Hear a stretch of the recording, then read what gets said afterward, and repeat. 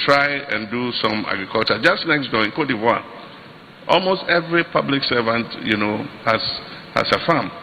And so let's take agriculture seriously. We must walk the talk, we must lead by example. We can't just always talk and say people should go back to the land when you yourself are not going back to the land. Recently, we've had a crisis with cocoa.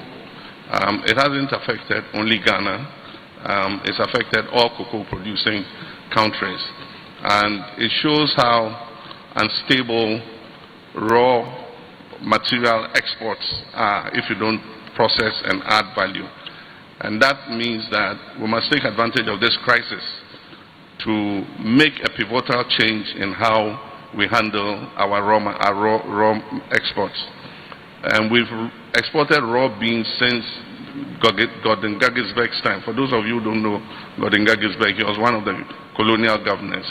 And Ghana, at that time, was the leading exporter of cocoa. And to think that in the 21st century, we are still the largest leading exporter of raw cocoa beans, that is not an accolade we should take pride in. We should take pride in being the leading exporter of manufactured cocoa products. And so this crisis must mark a turning point in our cocoa industry. As I explained when I spoke in Addis, we collateralize the beans and they give us money to buy the cocoa and export. So because of that, we cannot even allocate enough of the beans to our local processors. And that's why government took the decision that we should change the funding cycle of cocoa by raising the money locally in CDs, paying the farmers, and then allocating a certain portion of the cocoa beans to our processing capacity, and even increase the capacity to process locally so that we can create jobs within our value system and also stabilize the price of the cocoa that we produce. So without much ado, as Jerry, the MC, said, I'll acknowledge the representative of Otumfo, our traditional leaders, our ministers of state, our international partners, and just say distinguished ladies and gentlemen. It is a privilege to join you at this inaugural Ghana Tree Crops Investment Summit. Let me start. This summit is not merely ceremonial, it is strategic.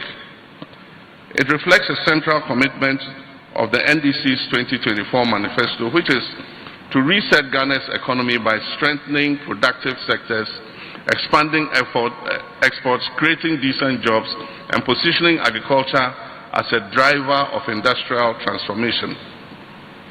There's an Akam proverb that says, "Ofro duapa ni pion." When you climb a good tree, that is when you are supported. Today, I must say, Ghana is climbing a good tree, the tree crop sector. And so we invite all Ghanaians, our investment partners, our diplomatic partners, to climb this tree with us. For decades, agriculture has contributed about 21% to our GDP. And cocoa has been our pride, earning roughly $2 billion annually and supporting millions of livelihoods. The 2024 manifesto says clearly that Ghana must move from dependence to diversification. Climate shocks, global price volatility, and environmental stress demand that we broaden our agricultural base. Economic resilience requires reducing our over-reliance on single commodity exports. And this is why tree crops are central to our agriculture for economic transformation agenda as set out in our 2024 manifesto.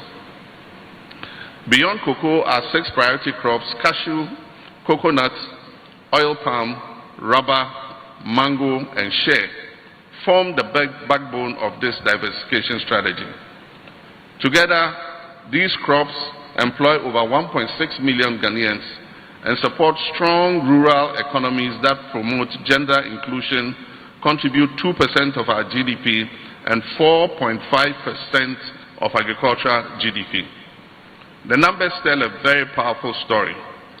Share supports over 500,000 households, mostly women, and cashew employs nearly 890,000 people.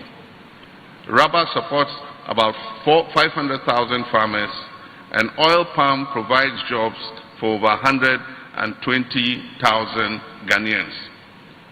These are not secondary crops, they are engines of transformation.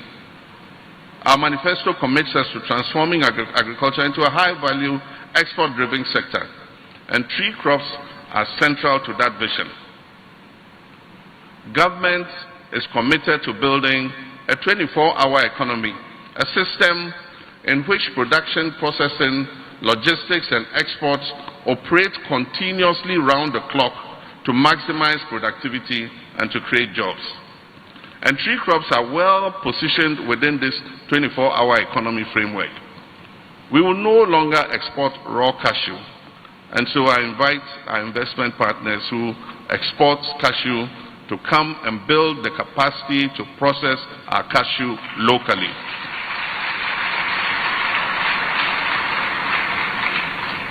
I want to travel and be able to buy cashew and see produce of Ghana, not produce of India or produce of some third-party country. We will no longer export raw cashew, raw share, or unprocessed rubber while importing the same finished products at higher prices.